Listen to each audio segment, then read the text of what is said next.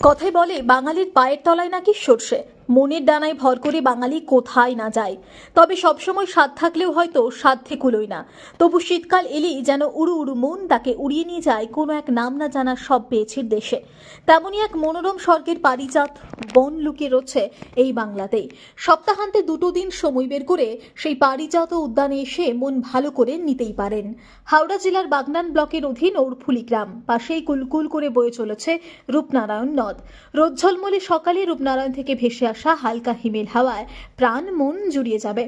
শীতকালীন অবকাশ যাপনের এ এক আশ্চর্য মনোরম পরিবেশ। দিগন্ত বিস্তৃত এলাকা জুড়ে শুধুই ফুল আর ফুল, সঙ্গে হাজার হাজার নাম না জানা পাখির কিচিরমিচির। এলাকার প্রায় সিংহভাগ মানুষই ফুল চাষী। তারাই পুরো স্বর্গের নন্দন কানন করে তুলেছেন নদী তীরের এই প্রান্ত ভূমিকে। একদিকে গ্রাম ছাড়া ওই রাঙামাটির পথ, তারই অন্য প্রান্তে সেই মন ভোলানো গুল বাগিচা যেন হাতছানি দিয়ে চলেছে ভ্রমণ পিপাসু প্রতিটি অতিথিকে। গ্রামবাসীদের সহজ সরল যাপনের সাথে একেবারে একাত্ম হয়ে যাবার আবেদন উপেক্ষা করার সাধ্য নেই কারোরই। তাই আর দেরি না করে আসুন মর্তের এই কুসুম ভূমে। হাওড়া থেকে দেউলটি স্টেশনে নেমে চেপে পড়ুন কোনো একটি টোটোয়। কিছুটা পিচ ঢালা, কিছুটা মোরাম বেছানো রাস্তা ধরে যেতে হবে আপনার। সর্ব ইন্দ্রিয় ভরে উঠবে নানান পুষ্প সৌরভে। দূর থেকে ভেসে আসা রাখালিয়া বাঁশির সুরে মোহিত হয়ে কখন যেন আপনি পৌঁছে গেছেন ওরফুলি উদ্যানে।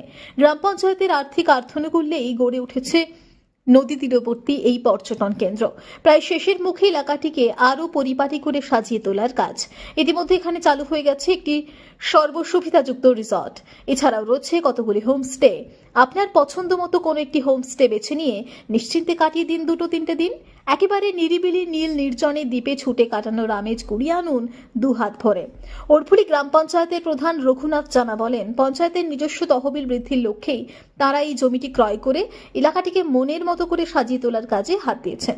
আগামী দিনে এই ওরফুলি হয়ে উঠুক এই বাংলার নতুন একটি পর্যটন স্থল। সেই লক্ষ্যকে সামনে রেখেই ফুলের জলসায় রচিত হচ্ছে এই স্বর্গের উদ্যান।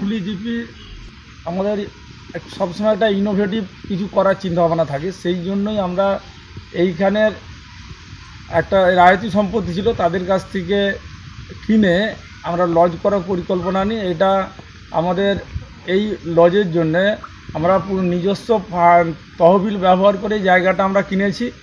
কেনার পর নিজস্ব তহবিল 15 ফিনান্স এমজি এনার্জির আগে দিয়ে কিছু সমস্ত ফান্ডকে আমরা কাজে লাগিয়ে এই লজটা আমরা তৈরি করেছি, যাতে করে বাইরের মানুষও এখানে এসে তাদের আর অবসর সময় এখানে 1-2 দিন কাটিয়ে যেতে পারে। যেমন সরকার এখন ঠিক করেছে যে হোমস্টে করা, সেই মতোই আমরা আমাদের ওরফুলি জিপির তত্ত্বাবধানে আমরা এই লজটা তৈরি করেছি, যাতে করে মানুষ এখানে আসে এবং সেই বাচ্চাদের বিনোদনের জন্যে আমরা স্লিপার, দোলনা, কিছু খেলার এই লজের সঙ্গে সঙ্গে আমরা কিছুটা পার্ক করা আছে, সেই পার্কে যাতে ছোট ছোট ছেলেমেয়েরা আনন্দ উপভোগ করতে পারে সেই মতো আমাদের করা। আমাদের লজটা নদীর ধারে করা আছে, সেই মতো ছুটির দিনে যেমন এখানে সময় কাটাতে পারবে।